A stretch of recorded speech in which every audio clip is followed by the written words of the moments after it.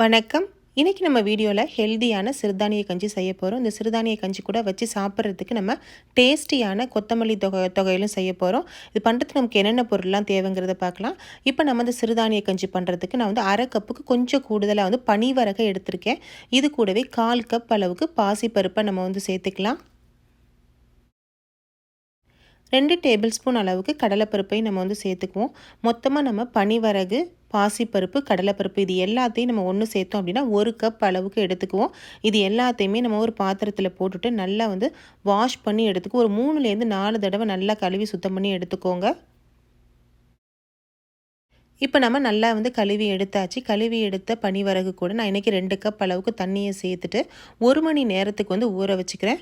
நீங்கள் நல்லா வந்து ஊற வச்சு செஞ்சீங்க அப்படின்னா அந்த கஞ்சி நமக்கு வந்து நல்லா சாஃப்டாகவும் அதே சமயம் உடம்புக்கும் வந்து ரொம்பவே நல்லது. இப்போ நல்லா வந்து பனிவரகு 1 மணி நேரம் ஊறி வந்துருச்சு. உங்களுக்கு ஒரு வேளை டைம் இல்லை அப்படின்னா ஒரு குறைஞ்சது 1/4 மணி நேரமாவது ஊற வச்சுக்கோங்க. இப்போ ஊற வச்ச பனிவரகு எல்லாத்தையும் நம்ம வந்து குக்கரில் சேர்த்துட்டு இது கூடவே வந்து ஒரு 10 பல் அளவுக்கு வந்து பூண்டு சேர்த்துக்கிறேன். 3/4 டேபிள் ஸ்பூன் அளவுக்கு வந்து வெந்தயத்தை நம்ம வந்து சேர்த்துக்குவோம். வெந்தயத்தை சேர்த்துட்டு 5 கப் அளவுக்கு நம்ம வந்து தண்ணியை வந்து சேர்த்துக்கலாம். ஏற்கனவே 2 கப் அளவுக்கு தண்ணியை சேர்த்துருந்தோம். இப்போ எக்ஸ்ட்ரா 3 கப் அளவு தண்ணியை சேர்த்துட்டு உப்பை போட்டு குக்கரை வந்து 5 விசில் விட்டு வேக வச்சு நான் வந்து எடுத்துட்டேன். நல்லா வந்து சாஃப்டாக வந்து வெந்து ரெடி ஆகிடுச்சு. நம்ம 5 டம்ளர் தண்ணி 5 விசில் வச்சு எடுத்தோம் அப்படின்னா ரொம்பவே வந்து கரெக்டான பக்குவத்தில் நமக்கு வந்து கஞ்சி வந்து ரெடி ஆகி வந்துடும். பூண்டு நமக்கு வந்து முழுசாக சாப்பிட்றதுக்கு பிடிக்கல அப்படின்னா இந்த மாதிரி கரண்டியை வச்சு நம்ம நல்லா வந்து மசிச்சு விட்டுக்கலாம்.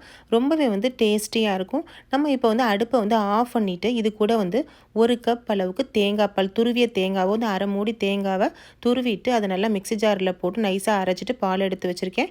1 கப் அளவுக்கு தேங்காய் பாலை நம்ம வந்து சேர்த்து கலந்துடலாம்.